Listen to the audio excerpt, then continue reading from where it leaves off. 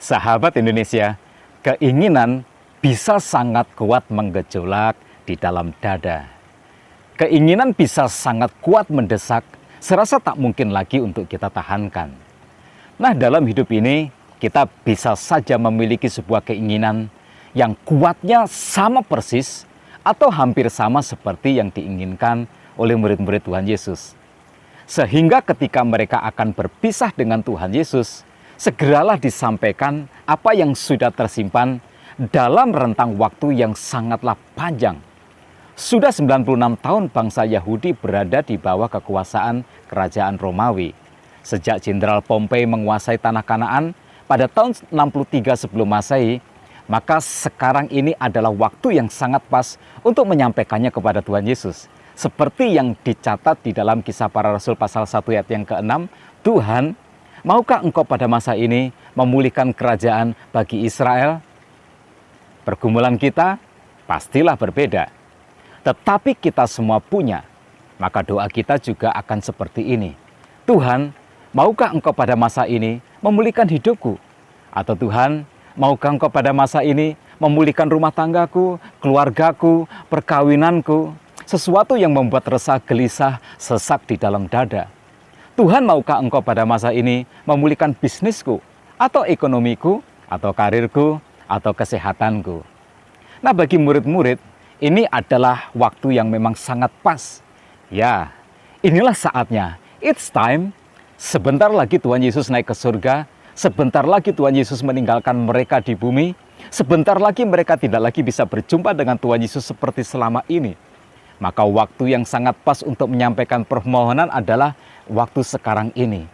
Tuhan, maukah engkau pada masa ini memulihkan kerajaan bagi Israel? Sahabat Indonesia, Israel sekarang sudah menjadi negara yang merdeka. Tetapi memang belum sepenuhnya mereka dipulihkan.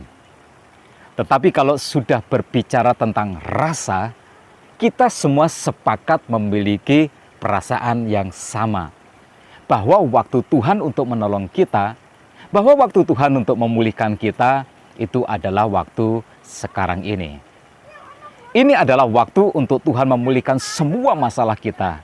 Ini adalah waktu untuk Tuhan memulihkan keluarga kita, bisnis kita, karir kita, atau apapun. Tetapi jawaban Tuhan Yesus memberi kita sebuah pelajaran yang sangat luar biasa.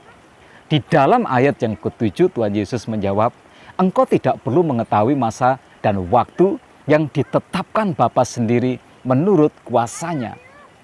Nah, perhatikanlah frase yang ditetapkan Bapa sendiri menurut kuasanya. Ini artinya apa? Tuhanmu pasti akan menjawab doa-doamu. Bisnismu akan dipulihkan, karirmu akan dipulihkan, rumah tanggamu akan dipulihkan, dan itu semua sudah ada di dalam agenda surga. Tetapi ini yang kita harus mengerti bahwa waktu Tuhan adalah waktu yang terindah. Tuhan tidak akan terlalu cepat memberikanmu pertolongan, tetapi Dia juga tidak akan terlambat memberimu pertolongan.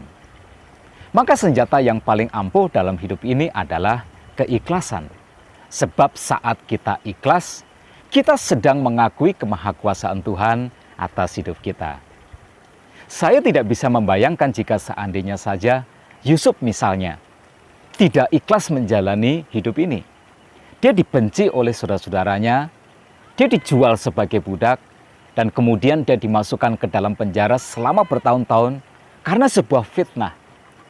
Saya tidak bisa membayangkan jika seandainya waktu itu Maria dan Marta tidak bisa ikhlas saat justru Tuhan Yesus memutuskan untuk menunda datang ke Betania, sehingga pada waktu Tuhan Yesus sampai di sana, Lazarus sudah 4 hari mati dan sudah 4 hari pula dia berada di dalam kubur.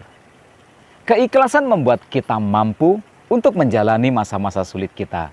Sebab ketika kita ikhlas, itu artinya kita dengan sadar mengakui kemahakuasaan Tuhan atas kehidupan kita. Karena itu soal waktu, untuk semua masalah kita adalah waktu Tuhan. Karena waktu Tuhan adalah waktu yang terindah.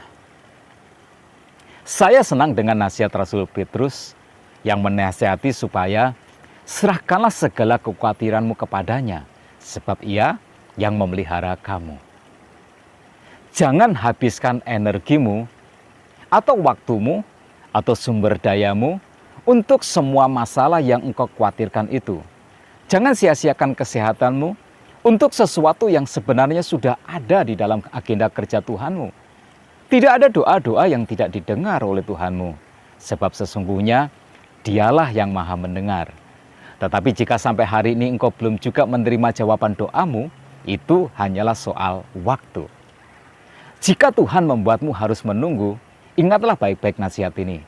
Bukan karena Tuhan membutuhkan waktu, kitalah yang membutuhkan waktu untuk siap dengan kehendak dan rencananya yang indah di dalam kehidupan ini.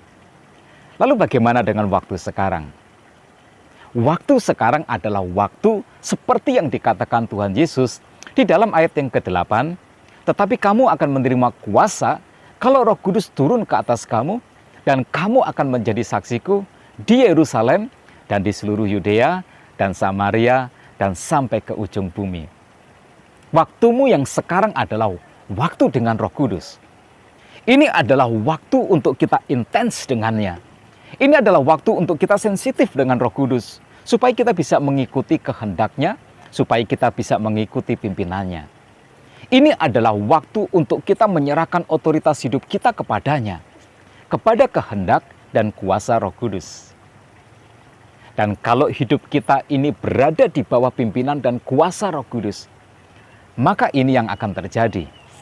Yang pertama, kita akan dapat berkata, ini adalah waktunya untuk kita bangkit lagi. It's time to rise again. Ini adalah waktu untuk murid-murid Yesus bangkit lagi. Mereka tidak harus terus-menerus hidup di dalam ketakutan. Mereka tidak perlu lagi mengunci diri sepanjang waktu di dalam sebuah ruangan. Mental mereka yang hancur berantakan karena melihat Tuhan Yesus ditangkap waktu itu, diadili, disiksa, dan kemudian disalibkan, bisa Tuhan pulihkan. Dan memang Tuhan memulihkan.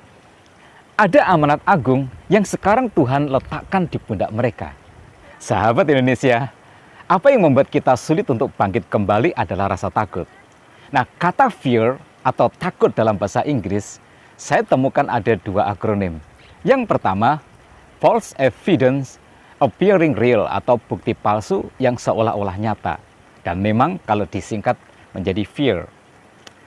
Akronim yang kedua adalah false emotion appearing real atau emosi palsu yang kelihatannya nyata.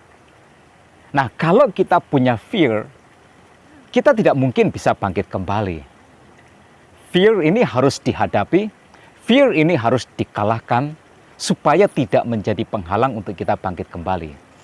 Nah, saya membuat akronim sendiri dari kata fear ini, yaitu face everything and rise up. Jangan takut, bangkitlah, hadapilah, sebab roh yang ada pada kamu lebih besar daripada segala roh yang ada di dalam dunia ini, yaitu Roh Kudus.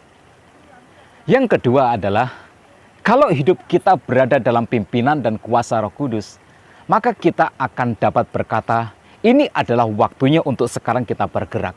It's time to move. Nah, di frase yang kedua, ayat yang ke-8 tadi Tuhan Yesus berkata, dan kamu akan menjadi saksiku di Yerusalem dan di seluruh Yudea dan Samaria dan sampai ke ujung bumi.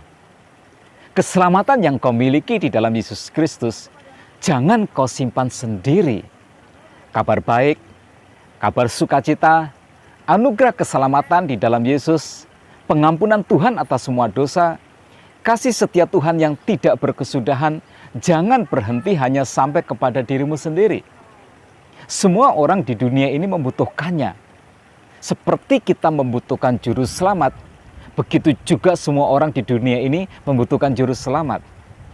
Seperti kita membutuhkan pengampunan dosa, membutuhkan Tuhan, membutuhkan kasih Tuhan, begitu juga dengan semua orang di dunia ini. Maka sekarang ini adalah waktunya untuk kita bergerak. Jangan khawatirkan tentang masalahmu yang belum selesai sampai hari ini. Itu semua sudah ada di dalam agenda surga. Serahkanlah saja semuanya kepada Tuhan dan yakinlah bahwa apa yang sudah engkau serahkan kepada Tuhan di dalam doa, sekarang sudah ada di dalam tangan Tuhan. Dan Tuhan akan memberikan pertolongan pada waktunya. Tetapi kita, ini adalah waktunya untuk kita bergerak. Maka bangkitlah dan bergeraklah. Tuhan akan memberikan kepadamu pertolongan, sebab saat engkau bergerak, surga juga akan bertindak.